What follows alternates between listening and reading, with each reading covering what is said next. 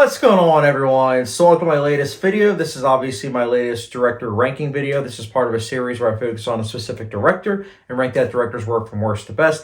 I've done many directors in the past, such as David Lynch, David Fincher, Paul Thomas Anderson, Wes Anderson. The list goes on. You guys can check that out in my director playlist down below. But guys, you clicked on this video, so you know it. This time around, I'm ranking Steven Soderbergh's films and ranking them from worst to best.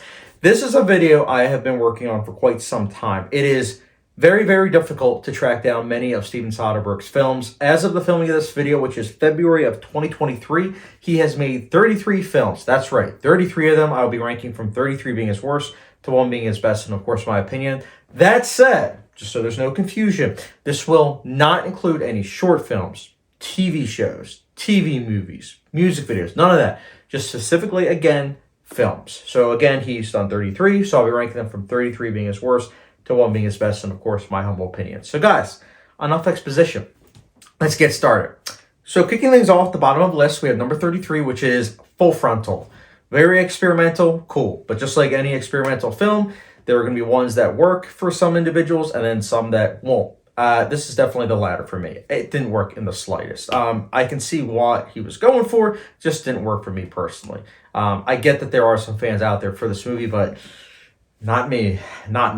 That's why it was my number 33. Next up, my number 32 is The Laundromat. So yeah, this is definitely a movie that needs to be taken to the laundromat, but it's one of those movies that you take to the laundromat and then you drive off never to pick up your laundry, because this movie wasn't good. It is a movie that is dealing with a story that is quite intriguing, though. I will say that, which is what makes it all the more frustrating to watch. It's got a great cast. It's got a great premise. I just thought the execution itself wasn't really good. And again, Steven Soderbergh, you're going to realize this by me talking about all his movies, but he's a very experimental director, and that works sometimes for me, sometimes it doesn't. For here, just the techniques that he utilized and just the approach wasn't really something that worked for me personally, and that is why it is my number 32. Next up, my number 31 is Let Them All Talk, another experimental Steven Soderbergh film. This one, it feels like the equivalent of the auteur going on a boat and just filming a movie. Similar to what Adam Sandler does for Netflix with, getting all his friends together. That's what this felt like, except with, highbrow actors such as Meryl Streep, Lucas Hedges. But even despite having a great cast, even despite having a great composer, great director, all these things still just wasn't good. Man, it just didn't really come together. Like, I get some people dig this movie. I know some people, and some friends, I should say, that really liked this movie, but I just really thought that it all didn't come together, unfortunately. It felt very meh, and that's why it is my number 31.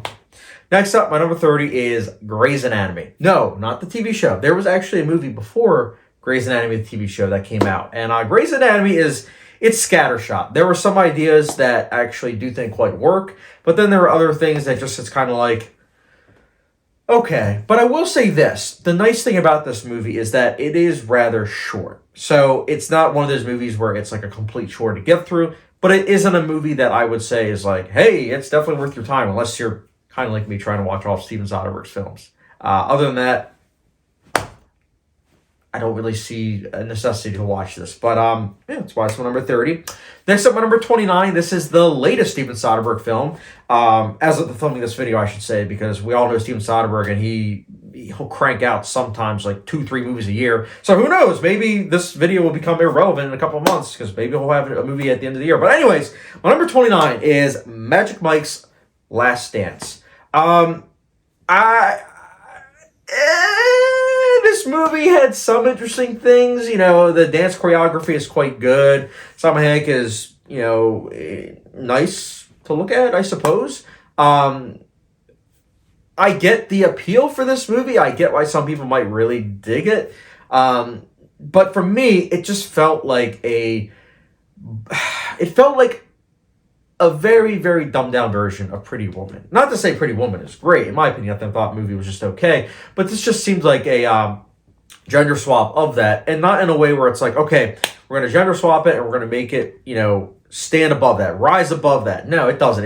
It never rises to the occasion. And it always kind of feels like very pedestrian. And then the ending, when the climax occurs, it's like, oh, this is entertaining. And then it ends and it's like, Oh, okay. It doesn't even feel like a finality. This feels like the type of movie where it's like they're saying that it's the last ride. But just like the Fast and Furious movies, if this movie does well, fourth Magic Mike will be on the horizon. I say it now. But yeah, that is my number 29. Next up is my number 28, which is The Good German. This is a movie I was quite looking forward to. George Clooney, Thomas Newman doing the score, a throwback to 1940s cinema.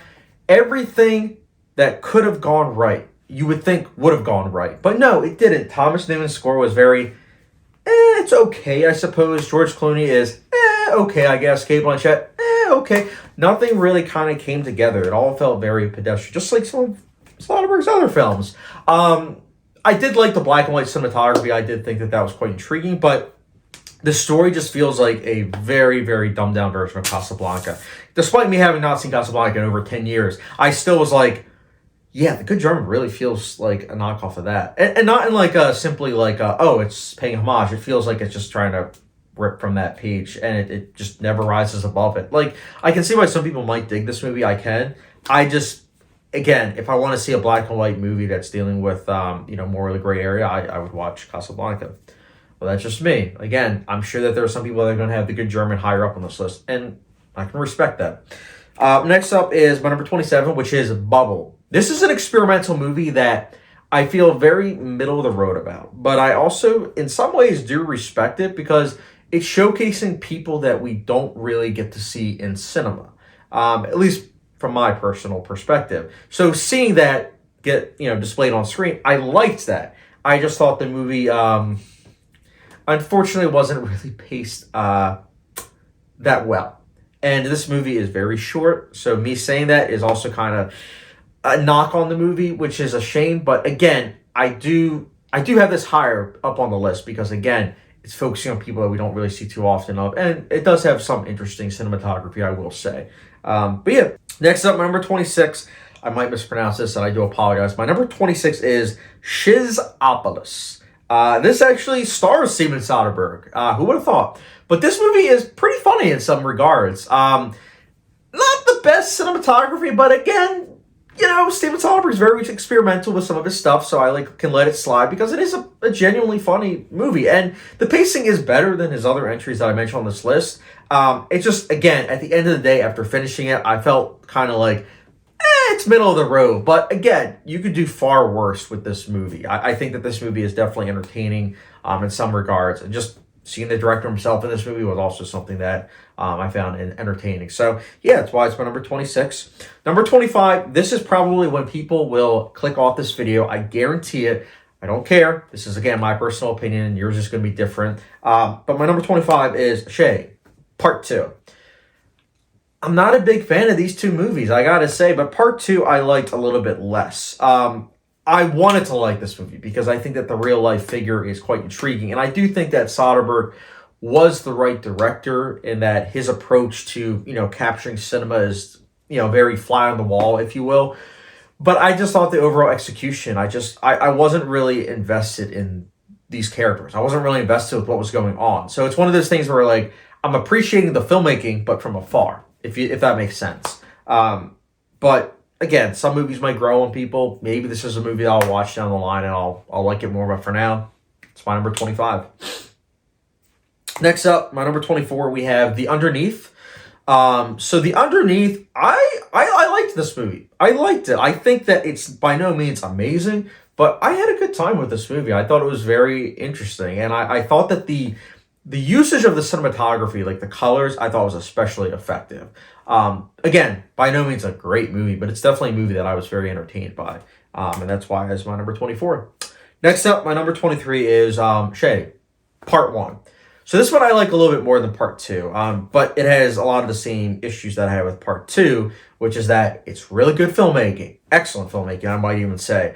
But it's just a movie that I'm watching and I just feel very distant. I feel like a disconnect with it. And I forgot to mention this with Part 2, but that's not to say like that disconnect, that's something that, is inherently a negative. It's just something that affects the viewing experience for me personally. I've seen other biopics where it's like, hey, we're disconnected and that's to represent the character itself. And you could very well argue that that's the case with this lead character, that it's very disconnected because of that, because of that's how the lead character is. And I might even agree with you. I just think that it wasn't really necessarily as interesting, though, in the execution. And that was kind of something that made me feel kind of like about. Because, again, I've seen other biopics where they've done that, and I thought worked there. Not really here, though. But, again, I can see why a lot of people like these movies. I can. But that's why it's my number 23.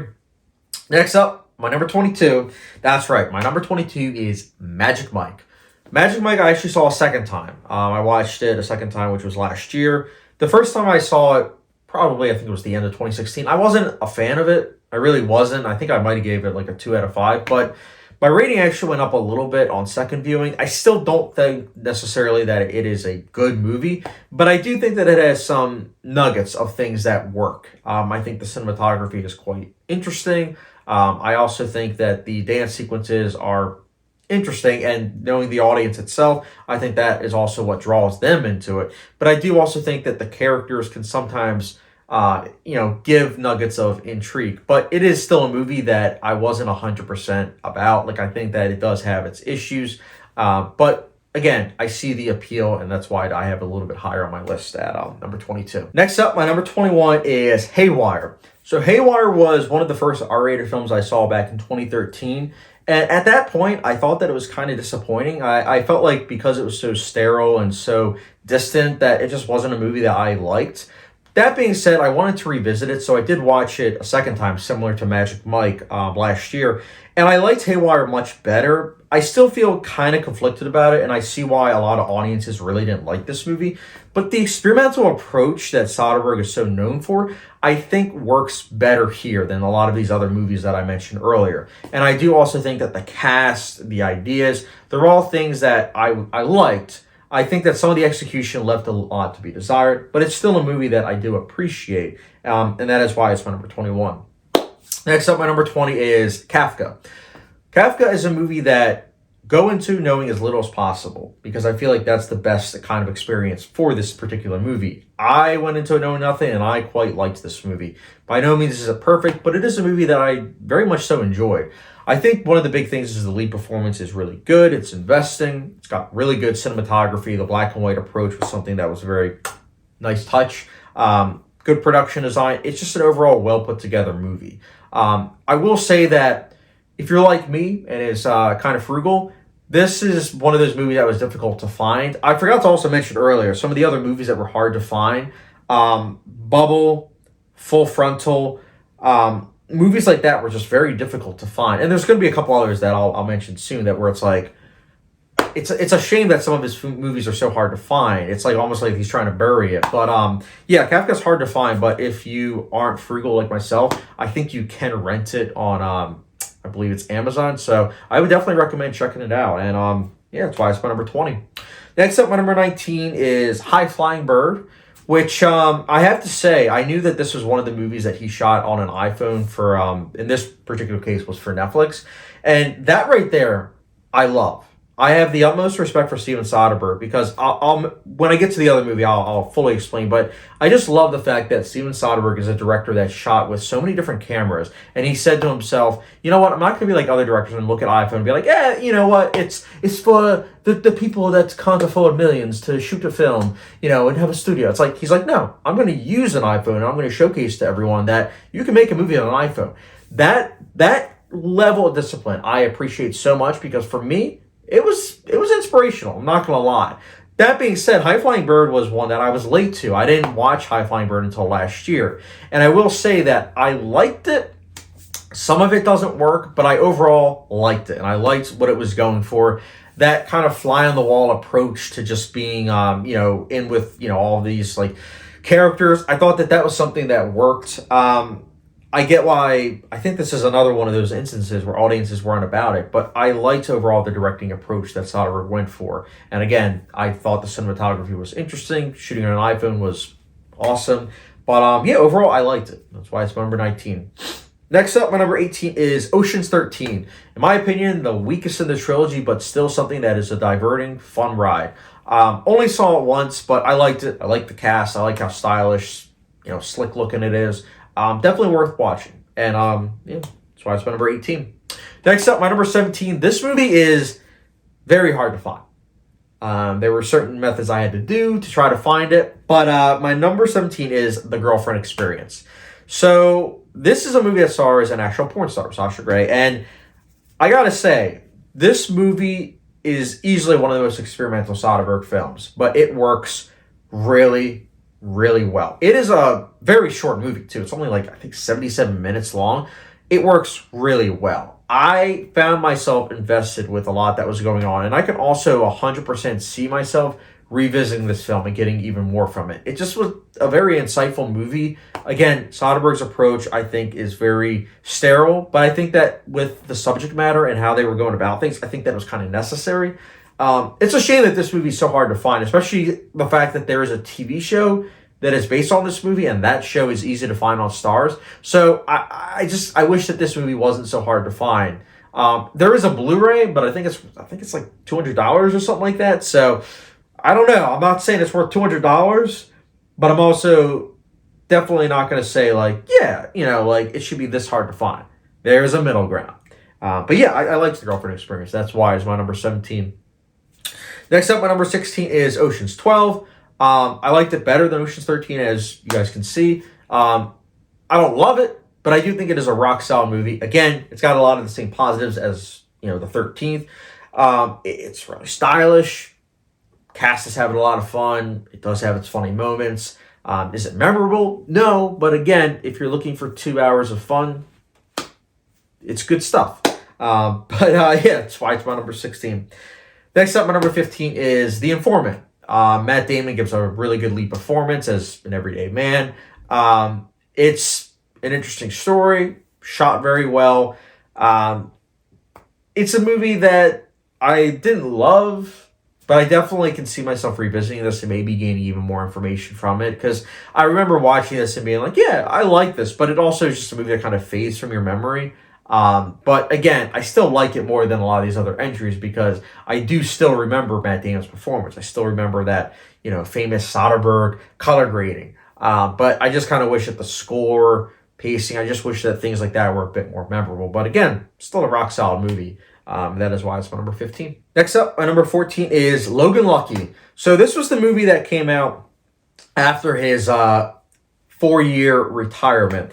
Logan Lucky was a lot of fun. I saw it only once, which is in theaters, but it was such a great experience. The cast is having a lot of fun. This is basically Ocean's 11 Southern Redneck edition, and it works. It works quite well. Definitely a good movie to get him back in the game, so to speak, in terms of directing, but I had a blast with this movie, and that's why it's my number 14. Next up, my number 13 is No Sudden Move, which is a movie that I gave like an okay to solidish rating when I saw it like 2 years ago, but it's a movie that I can't stop thinking about because I do like how twisty this movie is. I like that this movie is utilizing Brendan Fraser. This was the movie that came out before The Whale, and you get to see Brendan Fraser, you're like, oh my goodness, is that him? And he does a really good job. It's got a surprise cameo appearance. It's got seedy characters doing seedy things. It's got experimental cinematography, like really experimental cinematography, I should say. Like they have like a fisheye lens throughout the entire movie, pretty much.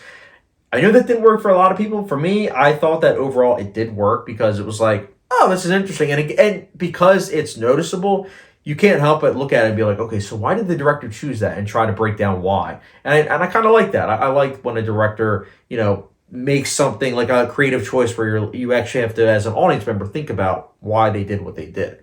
But yeah, my number 13, I can definitely see myself revisiting this movie. I like No Sudden Move, and that's why it's my number 13. Next up, my number 12. This was a game changer for me as a viewer. My number 12 is Unsane. So I mentioned earlier about how there was a second movie that Soderbergh filmed on an iPhone. That movie being Unsane. I watched this 5 years ago in theaters, and I'm not gonna lie, seeing this movie, which was shot on an iPhone, it really struck a chord with me because I realized that Soderbergh is trying to showcase to audiences that you don't necessarily have to use like a really expensive shot on film camera. You don't have to use like a high-end digital camera. You can use something that you have every day to make a movie. To be honest with you, it was quite inspirational and was one of the main reasons why I myself got an iPhone, because I'm an aspiring filmmaker. And so I got an iPhone and I started shooting on that. And I really have to give credit to this movie, because if I didn't see this movie and I didn't know that it was shot on an iPhone, I don't know that I would have gone about that. So I have to give huge props to Soderbergh, because this is, again, it's an experimental approach. He didn't have to shoot on an iPhone, but he did. And I love that about this film. It's not the only reason why I like this movie, though. I do like the lead performance. I thought Claire Foy did such a great job. I really liked the way that this movie unfolded. I thought that it was a really good movie in terms of, is this real? Is this not? Like, a lot of things that happen, it's like, is this in the perspective of the lead character? Like, is she crazy? Is she not? Like, I thought they did a good job with that. But yeah, I liked Unsane a lot. And again, I have to thank Soderbergh, because shooting an iPhone, great decision. But yeah, it's my number 12. Next up, my number 11 is Kimi. So Kimi came out in 2022. This was an HBO exclusive. It's a shame. Honestly, similar to No Sudden Move, it's like, I just wish that No Sudden Move and Kimi both came to theaters, because like I get during the pandemic and everything, but I still wish they had that option, because Kimi was really good watching on my 75-inch 4K TV. It was really good, but what was so effective was the sound mixing, and I don't have a theater the way that like AMC does, so I could only imagine watching Kimi on like a Dolby theater. Oh my goodness, because the sound design, like I said, is so good in this film. Great lead performance, how they utilize the pandemic as like a setting to really kind of emphasize this like anxiety of like the lead character. Really good film. It's quite effective. Hopefully it gets not even just a 4K. Hopefully it just gets a physical media release in general, but fingers crossed on a 4K in particular release on physical media, because I would definitely pick this up. But yeah, it's my number 11. Next up, my number 10 is King of the Hill. This movie, I gotta say, it quite surprised me. I was not expecting to like this movie as much as I did. I thought that maybe it would be an okay movie, but no, this is a good movie. It's a good coming-of-age movie. Great cinematography. It's got that, that aesthetic that Soderbergh is so known for. It's got that Cliff Martinez score that's just fantastic, which I forgot to mention. Cliff Martinez's score in Kimi is quite good, but King of the Hill, his score is, king. It's really good. It's a shame that it's kind of hard to find, but in terms of like the score, but it's a really good film. I can see myself picking this up and rewatching it, because it's really good. And yeah, that's why it's my number 10. Next up, my number 9, we're finally getting to movies I own. My number 9 is Out of Sight. So I've seen this movie twice now, and I gotta say, this was a really, really fun film. Jennifer Lopez and George Clooney together have such great chemistry. And additionally, it's got really good filmmaking. I love the look of this film. I really like the plot, how it unfolds. There's certain things in this movie that happen, and it's like just shocking. It's really good. It feels almost like a Coen Brothers movie, but it's really good. Also, watching this just makes me say to myself, Jennifer Lopez, you do have talent as an actress. You do. But, like, you just keep doing the same romantic comedy. Like, do stuff more like this, because she's actually good in this. I mean, you can argue that it is a romance. I mean, I'm not going to disagree. But, like, find a better script, because this is good. The script is so good, it got nominated for an Oscar. But, yeah, I'm glad that I own this movie. It looks really good on 4K. Yeah, that's why it's my number 9. Next up, my number 8. It is a movie I don't own, but it is a movie I want to own after only seeing it once last year. My number 8 is Erin Brockovich.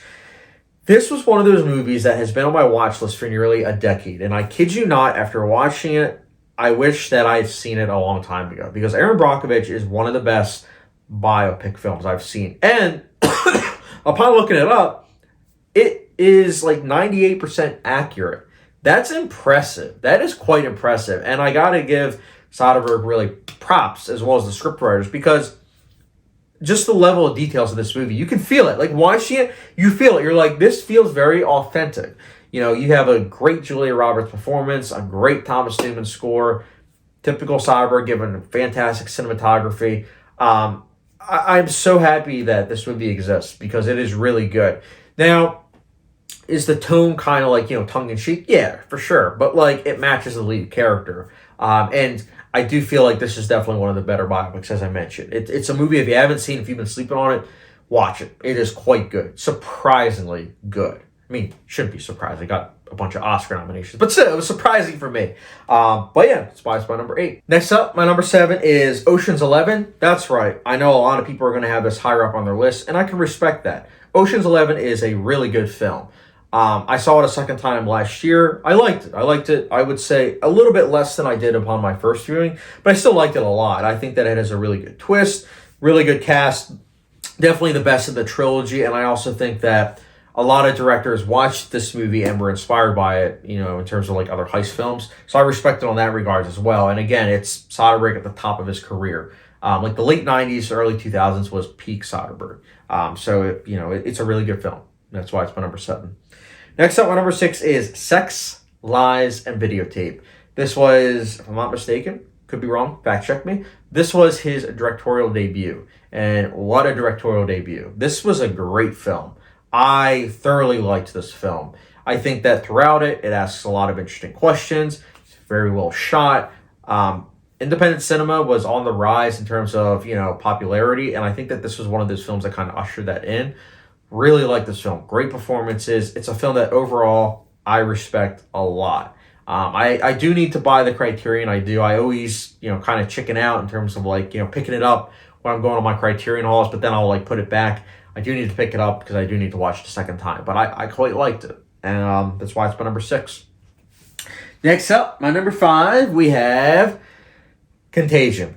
So Contagion was a game changer for me. Unsane changed me in terms of like, that movie made me realize that you can shoot a film on iPhone. Contagion was the film that made me a germaphobe. If you know me in real life, you know that I'm a huge germaphobe. It's because of this film, no joke. But it's not only because of this film that is why it's so high in terms of like, hey, it made me a germaphobe. It's because I keep coming back to this film. I absolutely love so many things about this film. It does have its issues for sure, but I love what this movie does and what it accomplishes. I feel like right from frame 1, it grabs your attention. Cliff Martinez's score, the imagery, the emphasis on like, people touching, other objects, each other, themselves. That focus really kind of honed in on me, and I was just really able to be focused throughout the entire film.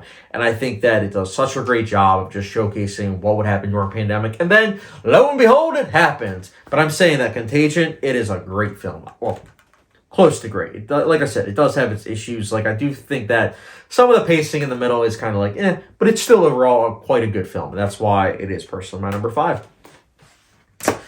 Next up, my number 4, this is Solaris, 2002.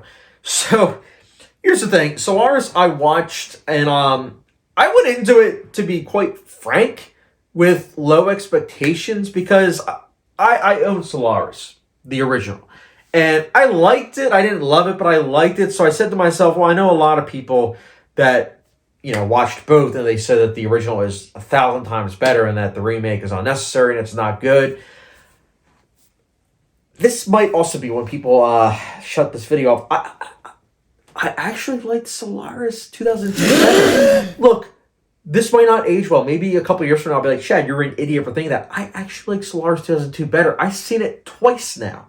I couldn't get it out of my head. I couldn't get it out of my head. I thought that it did such a great job of taking the original, making it different, but also cutting out certain things that I thought were just a little bit too long, whilst at the same time making it a Soderbergh film. I loved it. I loved how stylish it was. I love, with a passion, Cliff Martinez's score. I think George Clooney does such a great job in this film. I think that overall it just is more hard-hitting. I love Solaris. Look, I don't have a physical media release of it because it's only on DVD, but you best believe if this ever comes out in Blu-ray or 4K, you best believe I'm picking this movie up because I quite liked it. That being said, I still like Solaris, the original, more. I mean, I like it a lot, but who knows? Maybe I'll come back to this video and I'll say, Chad, you're an idiot. Solaris, the original, is much better. Maybe I'll say that, but for now, I gotta say, I actually quite liked this remake. And that's why it's my number 4. So I apologize for the hot take. But yeah, anyways, my number 3, we have Side Effects. Look, I know what some of y'all are thinking. Oh, the third act is kind of outrageous. Personally, not really sure what some people are saying because I felt like the third act was pretty justified. Like, it was established early on as to when that twist happened. Like, hey, this is like the foreshadowing. And maybe I'm just saying that because I've seen this movie a lot, like a lot. But man, this movie was so good. I'll just say this. This was the film that Soderbergh said, oh, I'm going to be done making films and everything. Like, this is going to be my last film back in 2013. If that had stood up and this was actually his last film, I would have been okay with that because this is a great film. Like, I love Side Effects quite a lot. I will defend it till the end. I think it is a Hitchcock-like film that really works. Thomas Newman's score, like usually Soderbergh works with Cliff Martinez, and I love Cliff Martinez, but Thomas Newman's score here, excellent stuff. I like Side Effects. I am Team Side Effects, and I'm going to defend my number 3 pick till the end. But yeah, my number 2, let's get going, guys. My number 2 is The Limey. Yeah, this has a 4K release. Who would have thought? So The Limey I saw like a year or so ago, and I don't know, I guess similar to Solaris, I was just like, I don't really know what to expect. Like, maybe this will be entertaining, but I was caught off guard, man. Like, this movie, 5 minutes in, I knew I was in for something special. This is a movie that has it where there's a character that's talking, and then we as audience members are witnessing what happened before that, and then also what's going to happen in the future, all simultaneously. It is a lot to take in, but this editing style works so well. If you haven't seen The Limey, you really need to watch it because it is Soderbergh's best tendencies. It is 100% experimental with the approach that he utilizes, but my goodness, it works in spades. So, of course, when I heard that it was getting a 4K Steelbook, I was like, what? I was shocked. I was shocked because I feel like it's so underrated, but I am so glad that it came out 4K because, my goodness, this movie is so good. Watch it. Please, watch it. But yeah, that's why it's my number 2. Next up, my number 1, you probably guessed already, but my number 1 is Traffic. So this film is very ambitious, and I really appreciate that. But more importantly, similar to The Limey, this is Soderbergh working with experimental approach. In this case, not the editing style. This case, it was the cinematography. Like, he has it where different settings have different like color LUTs. Like certain areas it's like yellow, certain areas it's blue, red. Don't get me wrong, all those colors Soderbergh's utilized in other films for sure. But this film, using it to represent different areas, I thought was really cool and something that felt like you didn't really see before. So I feel like in a lot of ways, this movie inspired Breaking Bad quite a bit. And the war on drugs approach I thought was really interesting. Has it aged well in terms of that? You be the decision, the decision factor in that, because I know some people will say it has, it hasn't. I just think overall it's a very well put together movie. Like, it's a film that I can see myself revisiting many more times. I've seen it twice already. It's really good. It's in my opinion his best film. That's why it's my number 1. But yeah, guys, at the end of these videos, I do like to talk about the director himself a little bit. I will say this, Steven Soderbergh, he's more hit than miss for me. But when he misses, he really misses. But when his experimental approach to filmmaking works, it really works, and I really respect that. I love his approach to cinematography a lot of times. Like, his uses of color is just spectacular. He knows how to choose composers. Like, he's worked with Thomas Newman, particularly Cliff Martinez. I really like that. He knows how to put together casts. It's great ensemble cast. He's a director that I overall quite like. And if you haven't explored his filmography, I would definitely recommend you do so.